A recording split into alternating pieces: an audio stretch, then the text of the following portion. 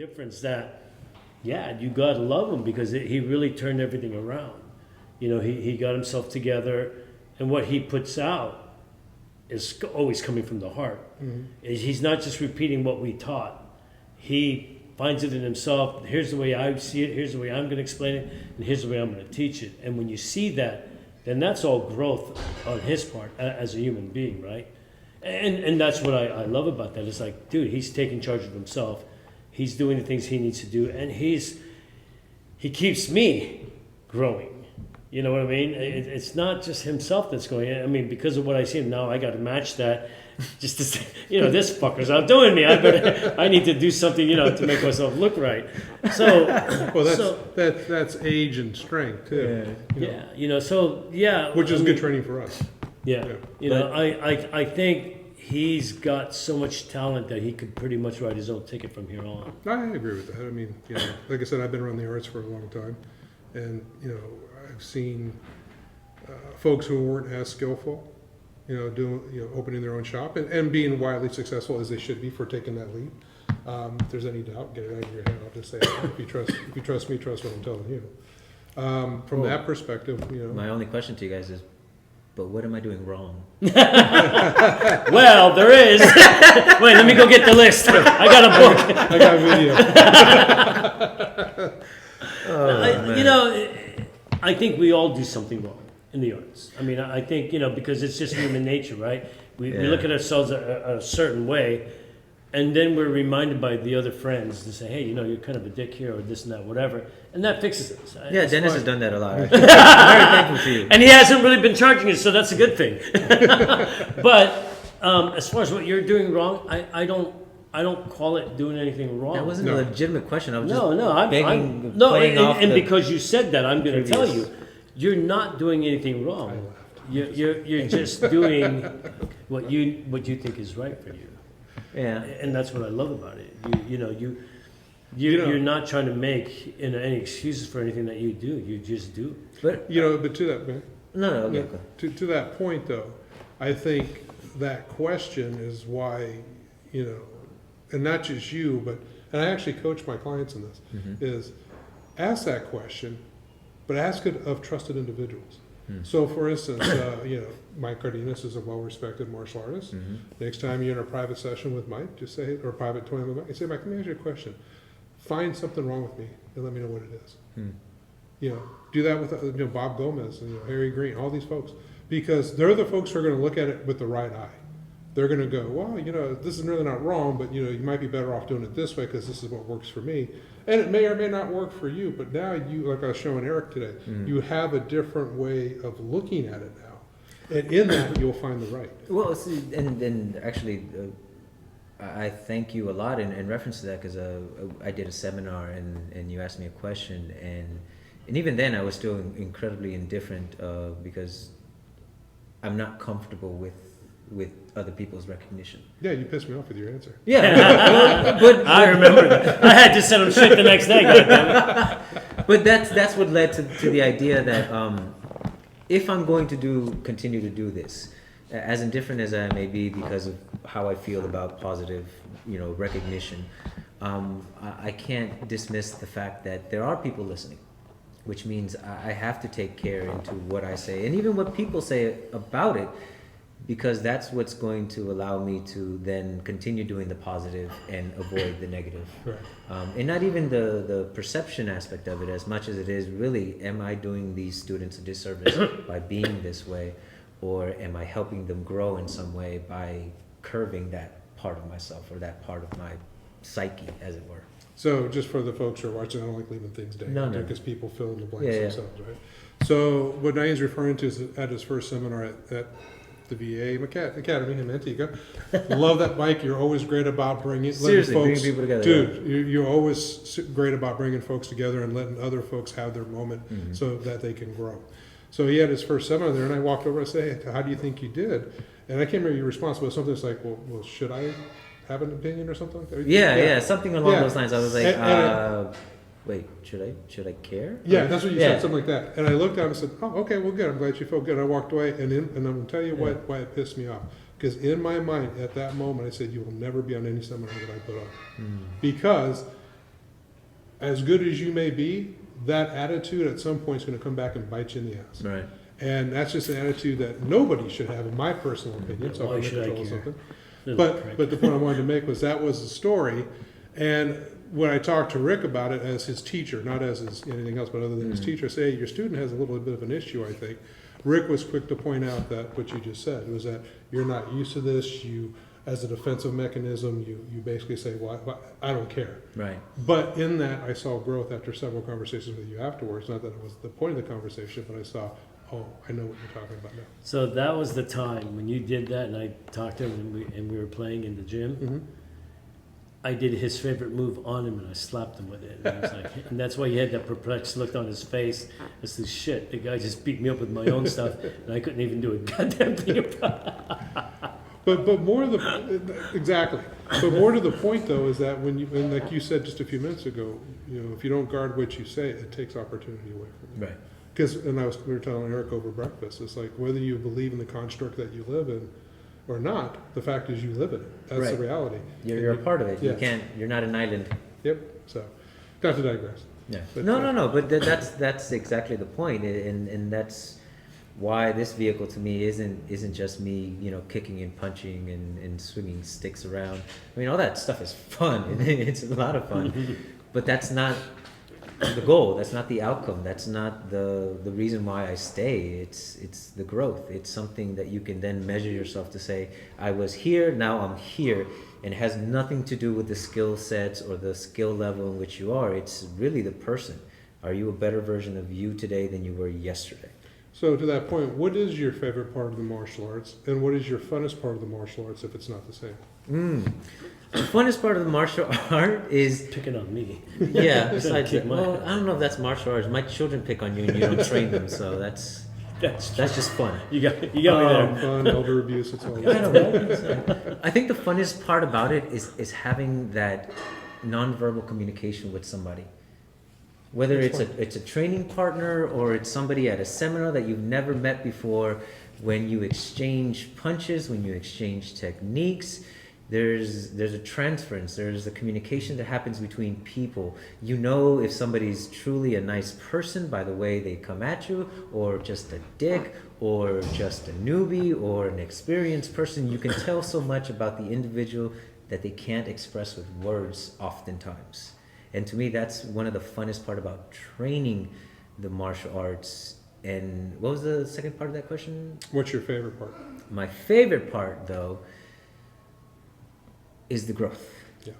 That to me is the reason I continue to do it, because if I can get this far in nearly 9 years, which in a grand scheme of things, I don't know how far it is. I don't personally think it's that far, but where can I get in 20 years, 25, 30, 40, however long I happen to live, how far can I really get in my own personal growth as a human being? And I'm hopeful that I can get very far, but where that is or where it will stop, I can't say, but I think that's part of the excitement. It's going to be your biggest frustration as well. You think? I do. I'll share with you. So recently, Master Jeffrey Feiner at the Kabbalah Serrata system, and we've known each other for years, but we came into where he was helping me shore up my Serrata. Oh, cool. And actually, I just become an official student of his now, just because we're training more often than Dude, we're not. that guy's badass. Dude, I love him. I love him, and I love. He's taken the Serrata that Grandmaster Green showed me.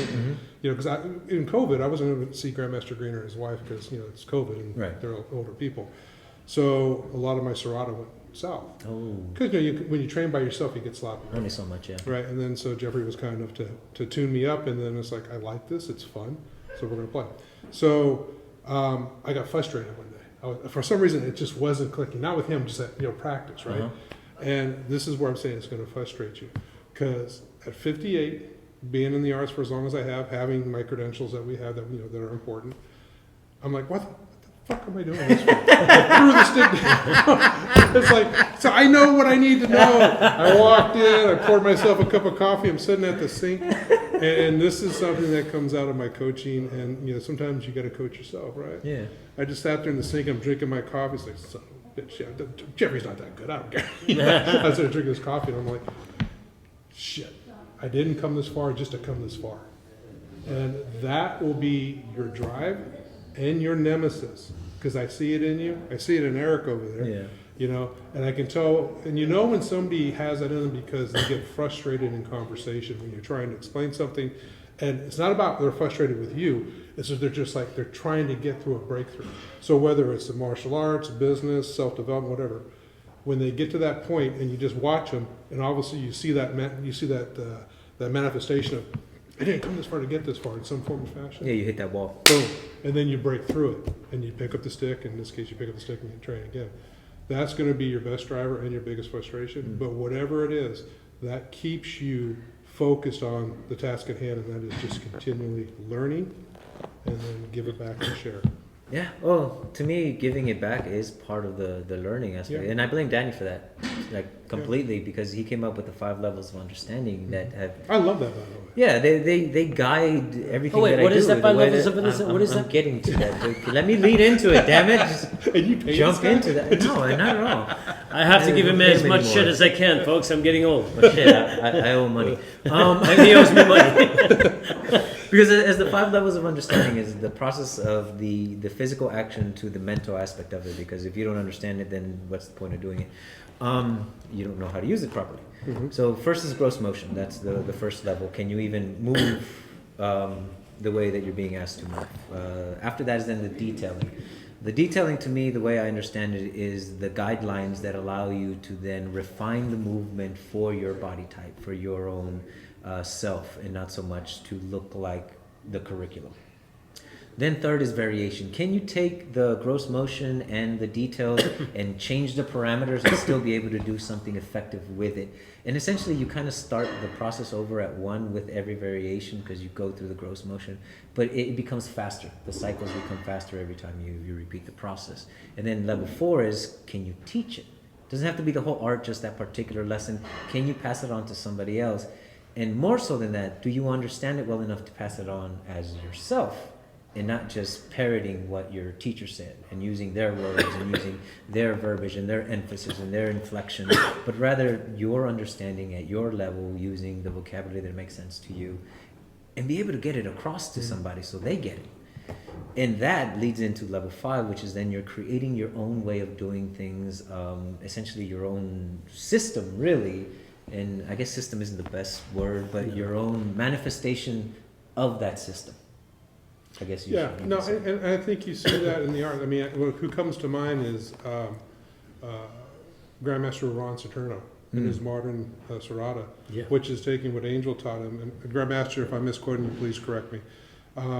Taking what Grandmaster Angel taught him and modernizing it to the street applications, including boxing and a few other things. And if you're ever on his page on Facebook, he puts up some wonderful training videos. Oh, yeah, yes. he really does. But I think that's what you're supposed to do, right? Mm-hmm. I mean, we've all been blessed with having good teachers, and Danny as well. I don't consider Danny a teacher, but I consider him a fellow martial artist who I miss our talks. He used to work in Pleasanton where I live, and we would have lunch like 3 times a month. But to that point is, having a teacher or an instructor who wants you to go out and wants you to grow in that fashion in something they may know nothing about is absolutely beautiful. Yeah. Just make sure you bring it home. Well, that's why I keep coming back. Yeah. Says he's obligated. We have papers. I haven't left. Oh yeah, we signed together like a lease. But that's and that's to your earlier point. That's all I really try to do and focus on is those levels.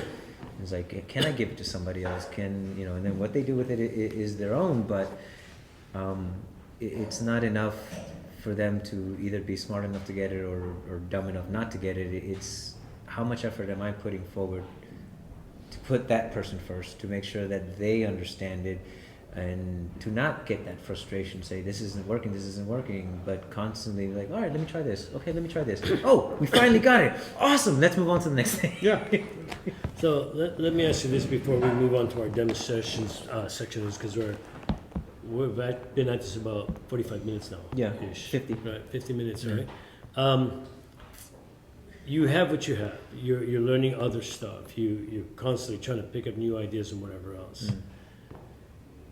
5 years down the road, you're now your own instructor and you've got your own place. What are you giving those students?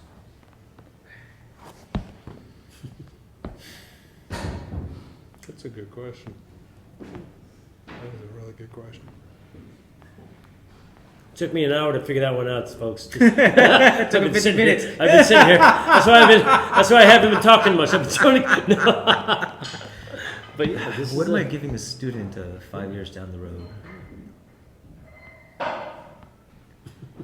You know, it might sound like a bit of a canned answer, but I genuinely believe that because I don't know the particulars of what 5 years down the road is going to be like, or who these students may or may not be, I think the only thing I can give them is the very best of me.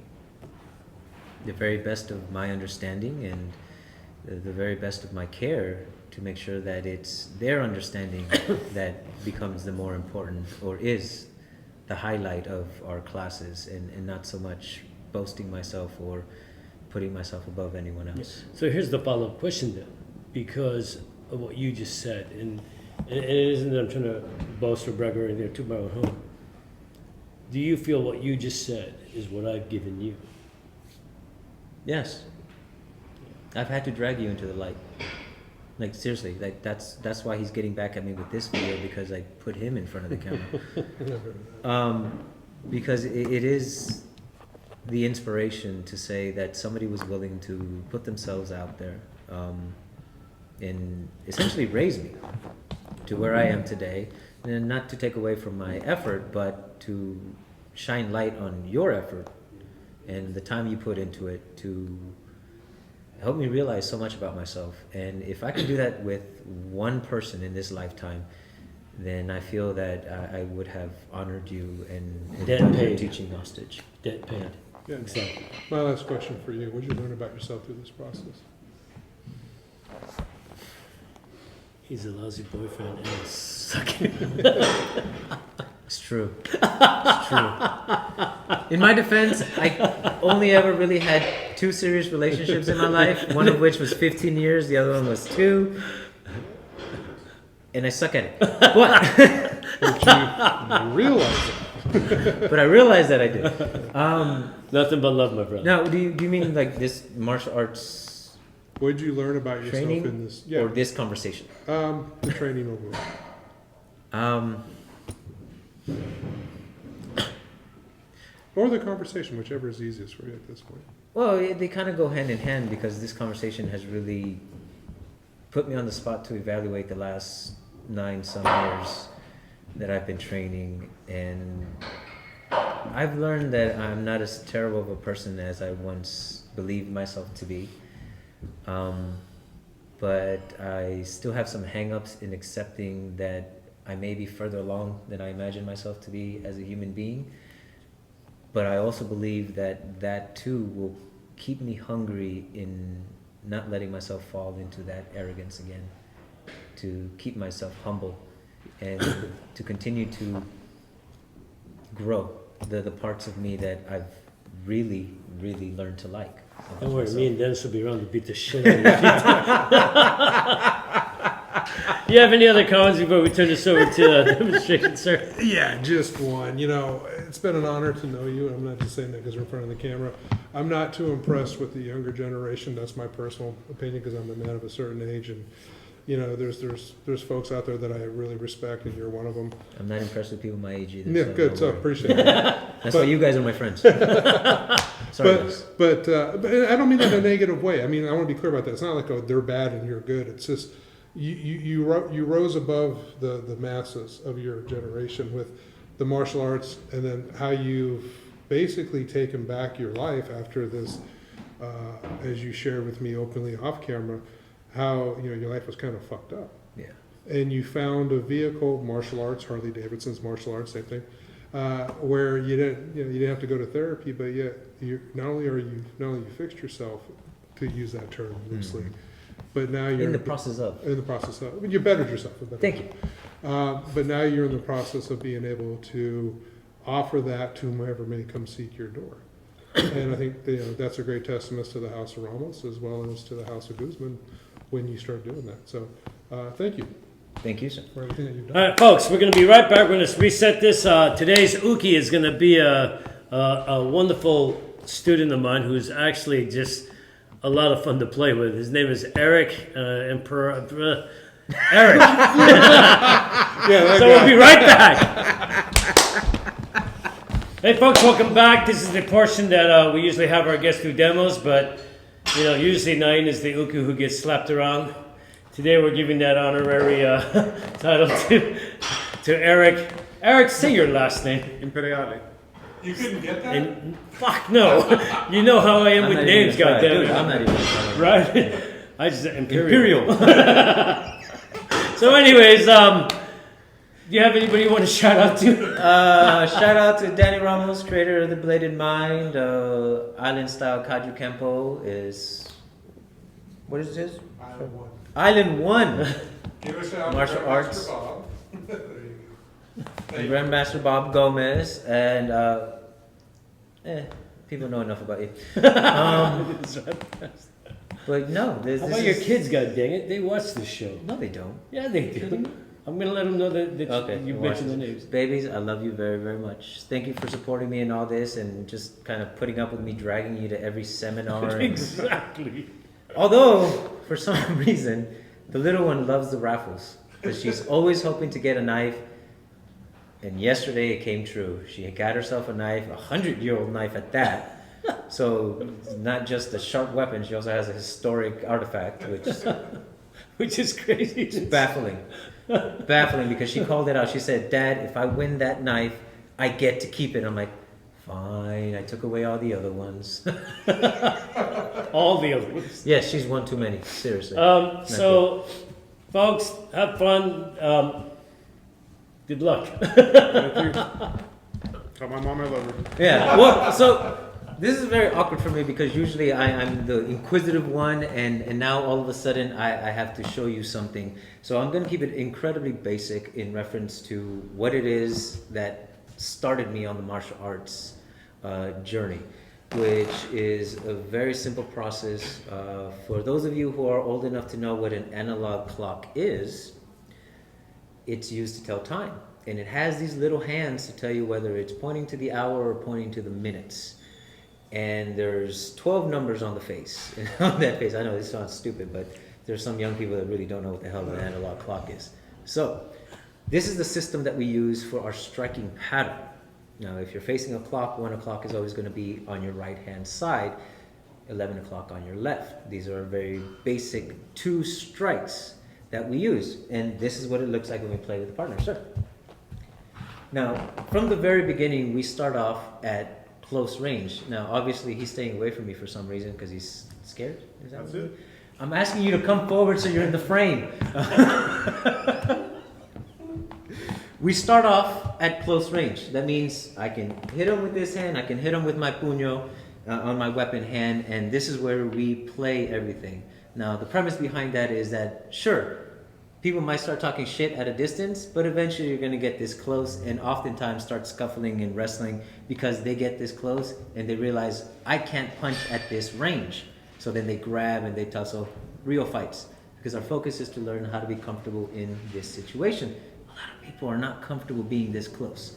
But this is what we do at this range. Sir, 1 o'clock, full chamber. Now, could you please put your hand on your chest so it's ready and you're not loose? Can I get a full chamber, sir? We learn the full range of the motion so we can not have to go back and reteach you how to do a power strike once you get comfortable moving. And our 1 o'clock comes down to the face. Now, he's a little nervous, so he swung a little harder than he should. But the idea is to keep the angle proper. The angle is right here. So whether I'm facing him or not, it's always going to be here because we practice at this range. So back to 1 o'clock. And now on the other side we have 11. And as we get comfortable with it, we start going a little faster. There you go, come on. We start adding a little power. And this is where we play. Whether we're doing this 3 years down the line or at the very first class, we start training this close because we want the students to get comfortable with the idea that there is something swinging at you, and if you can't get comfortable with the stick almost hitting you, you're probably going to flinch at a punch. But once you get comfortable with the idea that a stick that can break your bones is swinging at you, you kind of stop fearing the punch all that much because it really isn't that scary as compared to a stick. And the reason why we use a stick, it isn't because we're learning how to swing a weapon, but rather the stick is a great learning tool so we can gauge whether or not we're adding power, whether we're using speed, or whether we're even using the proper angle. And what that does is developing the mechanics to be able to drop. So whether we're using a knife, we use the same angles, the same movements, and now just translate. But ultimately, you're not going to have weapons out on the street. You may carry a knife, you may not, but you're probably just going to have your hands. So even if he has a weapon and he comes at me with an angle 1, I use the very same angle to deflect his hand, and what comes after an angle 1? Angle 11. See? Now it's a very simple idea to translate what you do with a stick into empty hands, because ultimately he may not have a weapon either. So now it's a punch. So now I did my angle 1, but as you notice, as I was facing here, my angle 1 started on this side, but I shifted, just like I was showing you the difference in the angles of the strikes, to giving you an example of the both. So not only is the movement itself that we use with the stick helpful in translating into other things, but even the way that I demonstrated the angles to you, that became a sidestep, a transition point. And because I understand that the movement itself is just that, then it's upon me to then use it, how I need it, how the student needs it in order for them to accomplish their task, which is ultimately not to get hurt or get your ass kicked for those who in the vernacular. So now I'm going to give Eric a punch, and he's going to use 1 and 11 to do what he needs to do. Not what I tell him to do, but what he needs to do to not get punched. Keeping in mind that we are close enough for me to punch him, and keeping in mind that I will try to punch him. I'm not going to deviate my punch to the side. He's going to have to take care of it. We want to push the students to make sure that they understand if they don't do something, they will get hurt. Because ultimately, no one's going to pull a punch out in a real fight. So, you good with that? Yes. Are you ready for that? Yes. Maybe you want to have your hands up and not to your side so you don't get hurt. Folks, I'm messing with him because he's nervous, but reality, these are the concepts that then we start applying to the students. Whether it's jokes, whether it's through rhetoric or a story, but we keep it light and funny because we don't want anybody to be so hyper-focused and so serious that they become assholes later on. I mean, Rick failed completely with me, but he eventually realized what happened and knocked my ass on the ground, and I've learned since then. So now I try to pass that on to other students. So, from the straight punch. And what's your follow-up, sir? There you go. Nice. Okay. So, same 1 and 11, except he did it with his left hand. He did an 11. He took care of this. Now, I surprised him a little bit because I threw that punch with some speed, so I actually touched his mustache a little bit. Oh, was it your beard? Oh, it was your mustache. Okay, so I did touch him. But you notice that he stayed calm, he stayed collected. It wasn't a stick. It wasn't going to break his teeth. And he did enough to get that out of the way. Now, was it pretty? Was it clean? No, it wasn't. But was it effective? I'm asking you now. For the most part. For the most part. Did you get knocked out? No. No. Did you get hurt No. terribly? No. But that punch did make contact, folks. But it was enough to open things up for him to do something else with it. From the very basic movements of 1 and 11. And that's how we teach everything in our class. Very simplistic movements that we may think represent one specific thing, like swinging a stick, but in reality, it has nothing to do with what's in your hand. It has everything to do with how your body moves, how you use those movements, and then whether or not you understand the concept that it's meant to save your life in one shape or another. So thank you very much, Eric, for that. That was it. Rick? For a second there, I thought I was watching Naeem's shorts. You know, that's one of the things that I really love. Hey, Dennis, come back up here, you young man. You, God damn, you know, he's new at this, so folks, we can forgive him this one. No, he was checking social media. Yeah. I'm union. I'm on the clock. You know, I want to thank Dennis for coming out today and being the co-host for this particular episode. I think it was good for Naeem to have Dennis here because Dennis has some really good thoughts about you because we talk a lot, as you know. I felt blindsided by you, bro. Seriously. And we always, you know, I mean, you are one of the topics of our conversations a lot of times. You are. We blame you a lot for Kali conversation, really. Yeah. Well, well, if this is the result, then I'll take the blame. Oh, all right. Well, he's good with it. Empathy, man. Empathy, man. We're getting him a costume, so Spandex and everything. it'll be turquoise in color. I want that. I thought we were going with yellow and red. Yellow? Oh, I thought the Yeah. turquoise would be- Okay, fine. Oh, by the way, I like the conjugal gauges there. Oh, I like that. All right, see? Oh, I was supposed to do green for Christmas, but I forgot. Santa practice conjugal. So, folks, if you ever want to get together with Dennis Schwartz here, he does have a school that he's, Close. social club Social club. that he's putting out. You want to talk about that? Island 1. Island One Martial Art. It is a club. It's not a school. We have trainees, not students, and there's a significant difference for that. As a club, you're welcome to come. You know, I'm a mobile martial arts instructor. It makes the city happy. So I don't have a dojo, but I'll come to you. You can come to me. We'll find a public park or something, and we just play with the notion and with the focus of just bettering each other. If I show you something great, if you show me something great as well. I do have trainees. I have 2 trainees. I'm actually looking to pick up 2 more in 23. I have capacity for that. And trainee is basically the difference between that and just a club member is that the trainee will get rank if they want to work towards it. That's the difference. Oh, okay. So I know a kid by the name of Eric periodic. Imperiale. I'll send them your way, mate. If he wants to come, Yeah. happy to see him, if you want to come. But it's but again, the significance is this: is that, and I know this is going to sound bad, so I got to explain it. I don't care if you progress if we're training together. Right. That's your responsibility. And I tell the trainees that. Yeah, you can come, you can pay me as you do, and we'll sit there and work on angle 1 for 5 years if that's what you want to do. That's their training, a trainee and a student, because it lowers the expectation that they're going to. There's anxiety of being a student. Right? Oh yeah, definitely. But thank you for the plug. I appreciate that. Awesome. We did that because we want 20%. And now you're bound to it. I got $1 here. You want to add anything to your? No, thank you guys for having me on here and kind of forcing me to do this. I still feel uncomfortable about the whole thing, folks. Like when it comes to the arts, I have no problem sharing. That's what I like to do. I enjoy it. I hope somebody gets something positive from it. When it comes to my personal life, it's my business. No, What a dick! What an ass! no, but if sharing my personal life helps somebody understand something about themselves and their personal growth and it becomes a positive, then I have no problem. I have no real shame about sharing any of it. If anybody wants to know anything more, by all means, please reach out. All the contacts are there.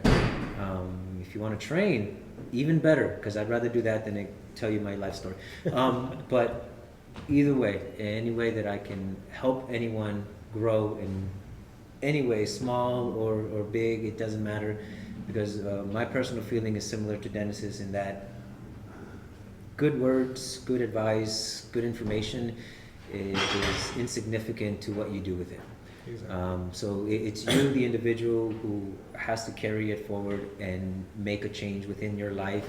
Sure, we may have a part of it. I meant, do you want to just go and close the show? Goddamn, this is taking forever. Is that what you were saying? Yes. Then I you can say that. I was like, continue. I like God damn it! Now I forgot what I was saying. Thank you folks for joining me on another one of Kali I was saying with me, Rick, me, Dennis. and our guest, Naeem El Guzman. That's 3, it. 2, 1. God.